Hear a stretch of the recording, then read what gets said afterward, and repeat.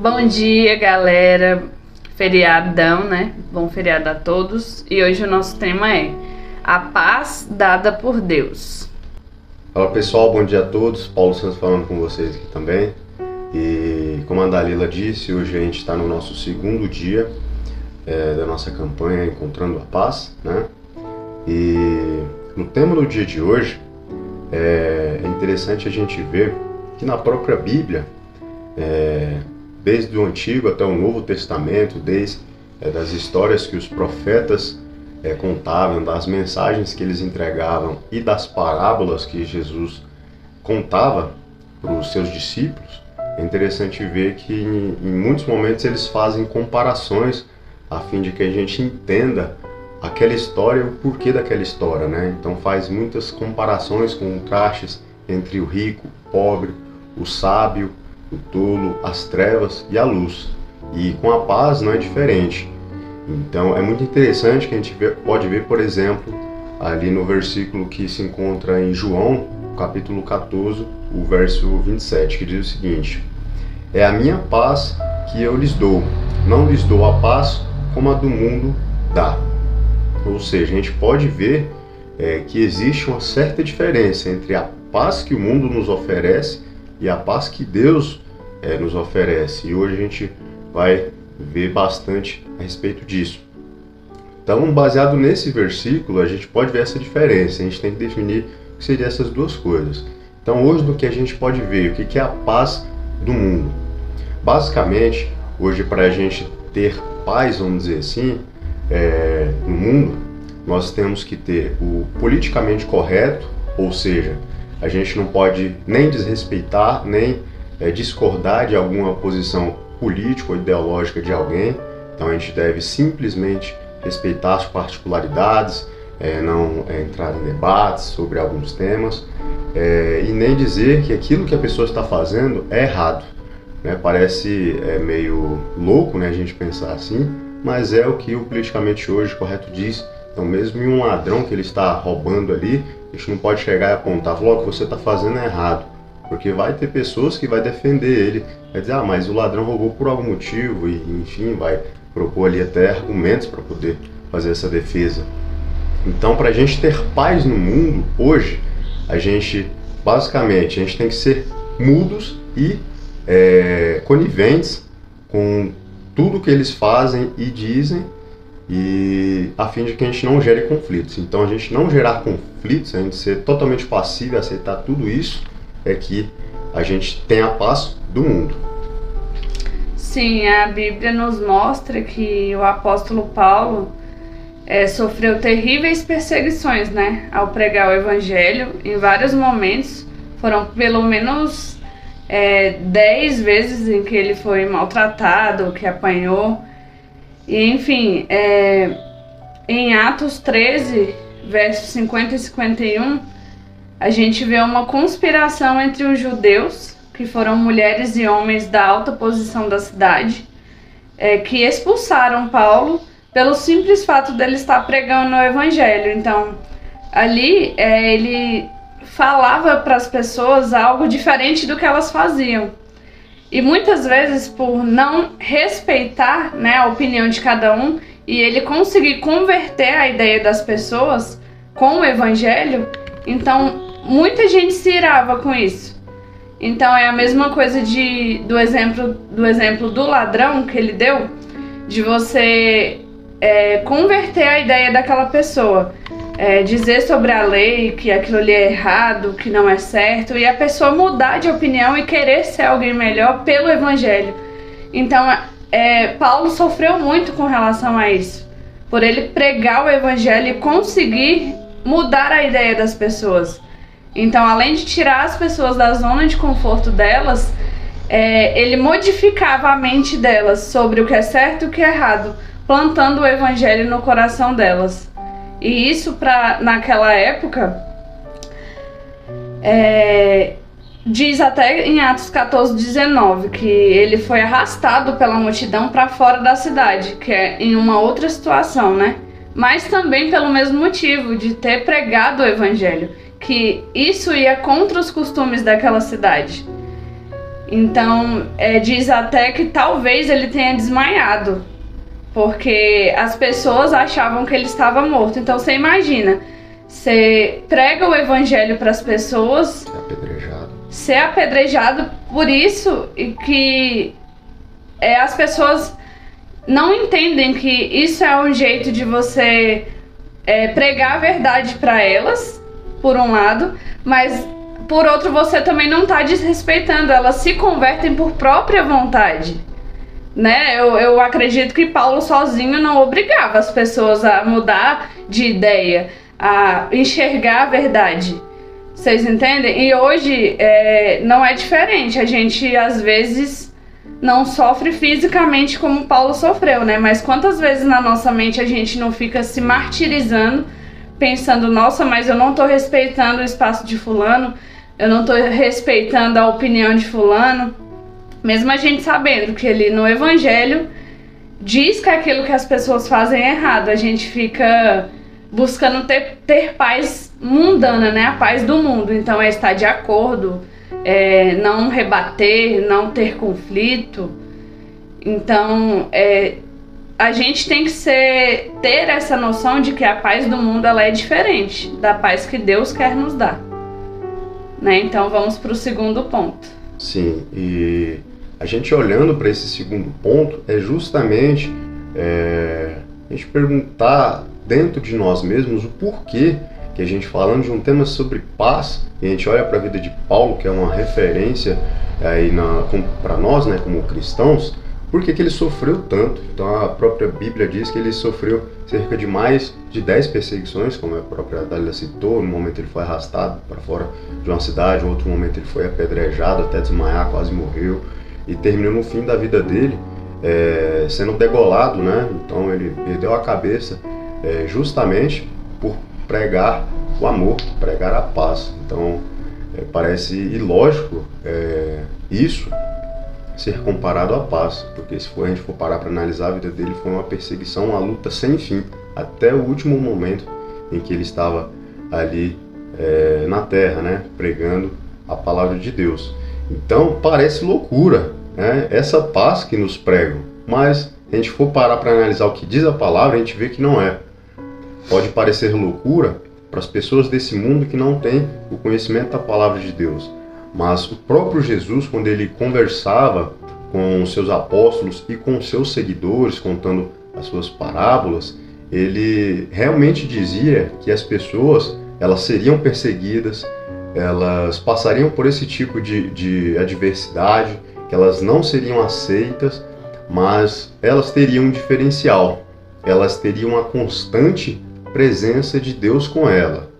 E por meio disso, por elas terem a constante presença de Deus, do Espírito de Deus com ela, elas poderiam experimentar a paz, ou seja, a paz que excede todo o entendimento, né?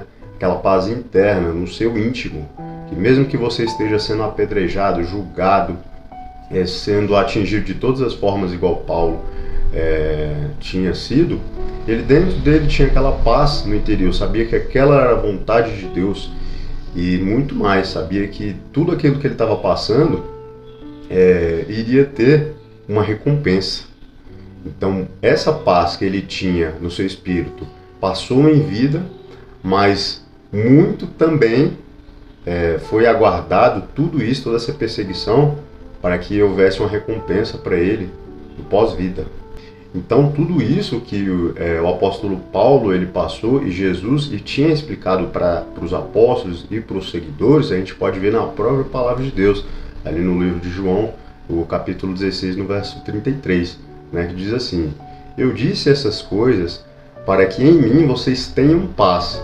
Nesse mundo vocês terão aflições, contudo tenham ânimo, eu venci o mundo. Então, para uma pessoa que não entende o que essa palavra quer dizer, não vai fazer nenhum sentido mesmo. Você dizer que a pessoa vai ter problemas, vai ter aflições e ao mesmo tempo ela vai ter paz. Não faz sentido mesmo com os olhos naturais da coisa. Mas na vida de Paulo, por ele ter o Espírito Santo de Deus e por nós termos também, a gente tem que entender que isso é possível e isso muito possivelmente vai acontecer em nossas vidas. Nós teremos aflições, mas nós temos que que ter a paz, que seria a presença de Deus conosco, para a gente poder suportar essas aflições, né? Isso na palavra dele, ele é bem claro, que diz essas coisas para que nele nós tenhamos paz. Então, em nenhum momento ele vai dizer que é nós concordando com o mundo, que é nós aceitando tudo que o mundo impõe pra gente. Em nenhum momento ele fala isso. Ele fala que nele nós encontraremos a paz. E lá em 2 Timóteo, capítulo 4, versículo 7 e 8, diz assim: combati o bom combate, terminei a corrida, guardei a fé. Agora me está reservada a coroa da justiça, que o Senhor justo juiz me dará naquele dia, e não só somente a mim, mas também a todos que amam a sua vinda. Então aqui ele é bem claro, né?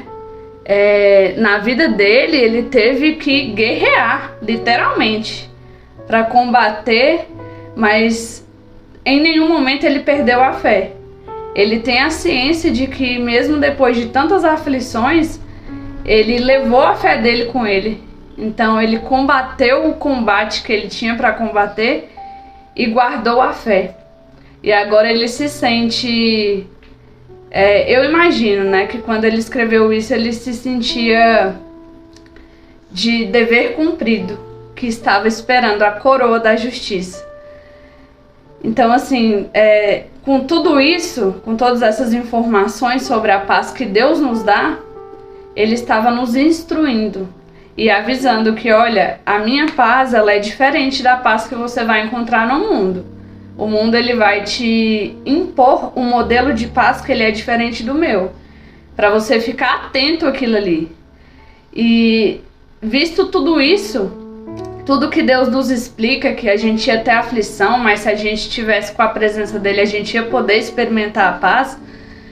Visto tudo isso, você acha que as dores que nós sentimos na nossa consciência não se compara às dores físicas de Paulo? Quantas vezes a gente, como eu falei no início, fica, nossa, mas eu tô sendo injusto, nossa, mas eu tô julgando fulano. Não é sobre julgar, é sobre você ter um entendimento que o evangelho, ele te dá uma informação diferente do que aquela pessoa vive, do que o resto do mundo vive.